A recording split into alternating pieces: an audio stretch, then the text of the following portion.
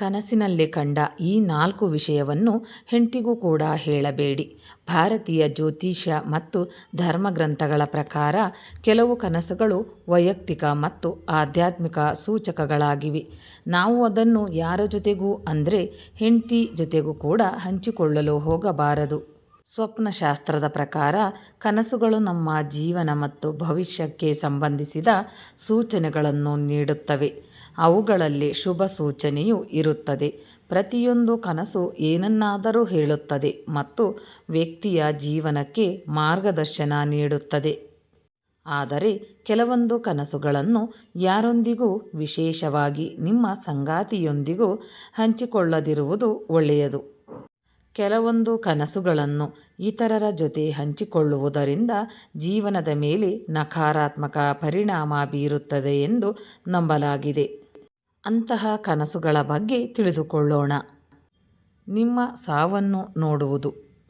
ಒಂದು ವೇಳೆ ನೀವು ನಿಮ್ಮ ಕನಸಿನಲ್ಲಿ ನಿಮ್ಮ ಸಾವನ್ನು ಕಂಡರೆ ಅದರಿಂದ ನೀವು ವಿಚಲಿತರಾಗೋದು ಖಚಿತ.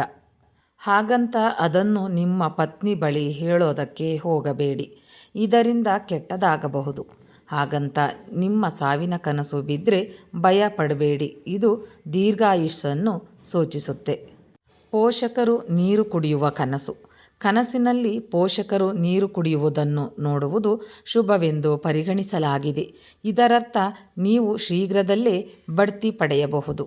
ಈ ಕನಸನ್ನು ನೀವು ಯಾರೊಂದಿಗೂ ಹೇಳಬೇಡಿ. ಕನಸಿನಲ್ಲಿ ಬೆಳ್ಳಿಯಿಂದ ತುಂಬಿದ ಪಾತ್ರೆಯನ್ನು ನೋಡುವುದು. ಕನಸಿನಲ್ಲಿ ಬೆಳ್ಳಿ ತುಂಬಿದ ಪಾತ್ರೆಯನ್ನು ನೋಡುವುದು ಶುಭವೆಂದು ಪರಿಗಣಿಸಲಾಗಿದೆ. ಇದನ್ನು ನೋಡುವುದರಿಂದ ಶೀಘ್ರದಲ್ಲೇ ನೀವು ಲಕ್ಷ್ಮೀದೇವಿಯ ಆಶೀರ್ವಾದ ಪಡೆಯಲಿದ್ದೀರಿ ಎಂದರ್ಥ.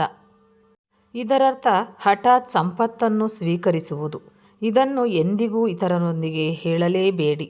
ಇಲ್ಲದಿದ್ದರೆ ತಾಯಿ ಲಕ್ಷ್ಮಿ ನಿಮ್ಮ ಜೀವನದಿಂದ ಹಿಂದಿರುಗುವ ಸಾಧ್ಯತೆಯಿದೆ. ಕನಸಿನಲ್ಲಿ ದೇವರನ್ನು ನೋಡುವುದು. ಕನಸಿನಲ್ಲಿ ದೇವರನ್ನು ನೋಡುವುದು ಶುಭವೆಂದು ಪರಿಗಣಿಸಲಾಗಿದೆ. ದೇವರನ್ನು ನೋಡುವುದು ಎಂದರೆ ನಿಮ್ಮ ಜೀವನದ ಎಲ್ಲ ತೊಂದರೆಗಳು ಮತ್ತು ಅಡೆತಡೆಗಳು ಕೊನೆಗೊಳ್ಳುತ್ತವೆ ಎಂದರ್ಥ. ಆದ್ದರಿಂದ ಇದನ್ನು ಯಾರೊಂದಿಗೂ ಹಂಚಿಕೊಳ್ಳಬಾರದು.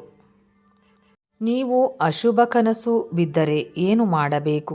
ಒಂದು ವೇಳೆ ನಿಮಗೆ ಕೆಟ್ಟ ಕನಸು ಬಿದ್ದರೆ ಮುಂಜಾನೆ ಸ್ನಾನ ಮಾಡಿ ದೇವರನ್ನು ಪೂಜಿಸಿ, ಹಸುವಿಗೆ ರೊಟ್ಟಿ ತಿನ್ನಿಸಿ ಮತ್ತು ಪಕ್ಷಿಗಳಿಗೆ ಆಹಾರವನ್ನು ನೀಡಿ ಓಂ ನಮಃ ಶಿವಾಯದಂತಹ ಧಾರ್ಮಿಕ ಮಂತ್ರಗಳನ್ನು ಪಠಿಸಿ.